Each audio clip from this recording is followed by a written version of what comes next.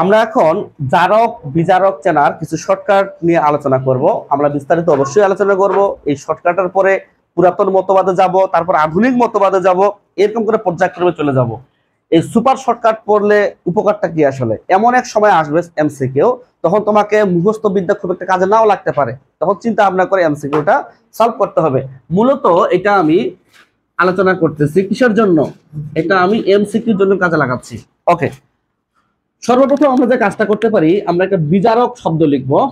বিজারক, বিজারক। এবং এখানে আমি এইভাবে লিখব, ধাতু গ্রেটার দেন ইকুয়াল অধাতু।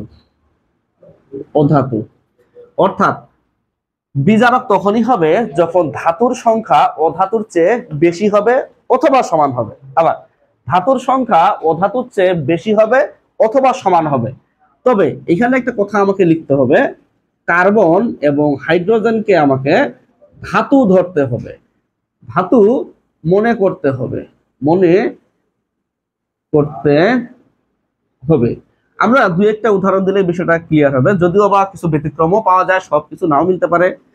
যেমন এক্সাম্পল 1 নাম্বার আমরা লিখি KMnO4 পটাশিয়াম পারম্যাঙ্গানেট। যদিও বা আমি জানি এটা জারক, তবে একটা কথা, যদি এই শর্ত মেনে না চলে তাহলে বিজারক না হয়ে কে হবে? জারক হবে। এই জিনিসটাকে তোমাকে বুঝতে হবে। যেমন এখানে আমি লিখতেছি ধাতু। ধাতু কয়টা? এখানে 1 আর 2, দুইটা, ম্যাঙ্গানিজ আর পটাশিয়াম ধাতু। আর এই পাশে অধাতু কয়টা হবে? তাহলে 4টা। ধাতুর সংখ্যা কম, অধাতুর সংখ্যা বেশি, তার মানে এই শর্ত মেনে চলে নি। যেহেতু এই শর্ত মেনে চলেনি, সুতরাং এটা একটা কি বলবো আমি? এটা একটা জারক বলবো আমি। আর আমি আগে থেকে জানি এটা একটা জারক পদার্থ। আমরা 2 নম্বরে আসলাম। 2 নম্বরে যদি চিন্তা করি, এখানে ধাতু কয়টা? ধাতু পাবো এখানে 4টা, 2 + 2। 2 নম্বরে ধাতু 4টা এবং অধাতুর সংখ্যা দেখতে পাচ্ছি 7টা। তাহলে ধাতুর সংখ্যা কম, অধাতুর সংখ্যা বেশি, এই রুলস মেনে চলেনি, তাহলে এটাকে বলবো আমি একটা জারক পদার্থ। আমি আরো কিছু উদাহরণ দিতে পারি। 3 নম্বর উদাহরণ, যেমন অক্সালিক অ্যাসিড H2C2O4। আমি যদি গবেষণা করে দেখি এখানে ধাতু কয়টা? ধাতু আমার এখানে 4টা পাবো আমি। কেন?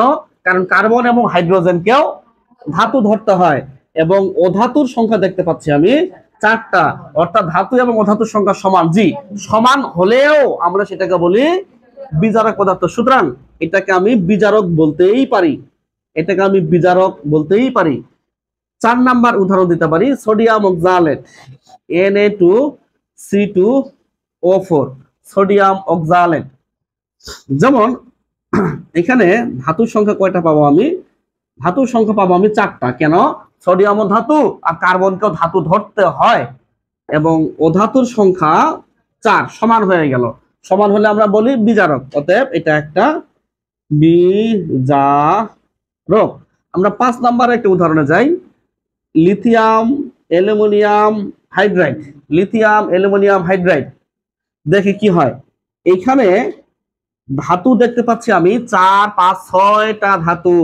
অধাতুর সংখ্যা নাই বললেই চলে। কেন?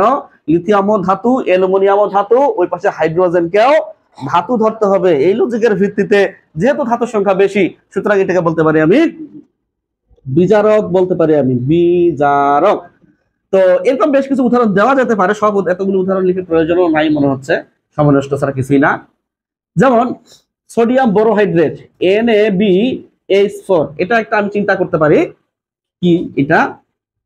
যেমন ধাতুর সংখ্যা 4 আর একে 5, হাইড্রোজেনকে ধাতু ধরবো, সোডিয়ামকে ধাতু ধরবো, আর অধাতু বরণ হচ্ছে একটা। সুতরাং ধাতুর সংখ্যা যেহেতু বেশি, এটাকে আমি বলতেই পারি এটা একটা বিজারক। 6 আর 7, আমি আরেকটা উদাহরণ দিলাম, 7 নাম্বার উদাহরণ। আচ্ছা, তারপর কি উদাহরণ দেওয়া যায়?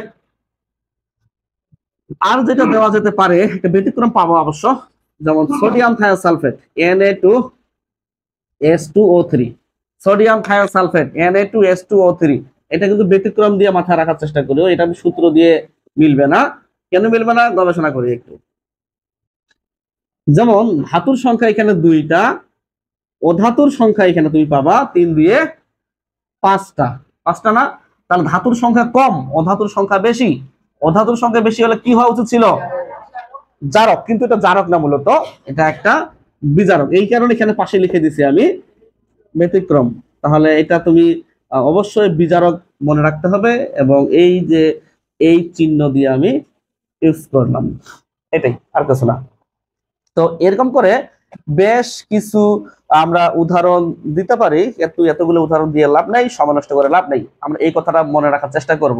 এই রুলস মেনে না চললে আমরা এখানে একটা কথা লিখতেই পারি লাল কালি দিয়ে, এরকম করে, যে এই রুলস মেনে না চললে জারক হবে। জারক হবে, কি কথা ঠিক আছে না? তো এই হচ্ছে জারক বিজারক চেনার একটা শর্টকাট। আরো অনেক পদ্ধতি আছে, আমরা ধীরে ধীরে সেগুলোতে যাচ্ছি।